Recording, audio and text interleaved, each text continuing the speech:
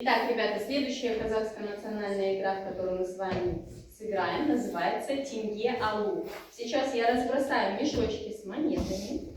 Ваша задача под музыку скакать на лошадке и собирать мешочки с монетами.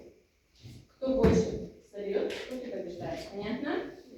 Так, а мы давайте вместе сочетаем.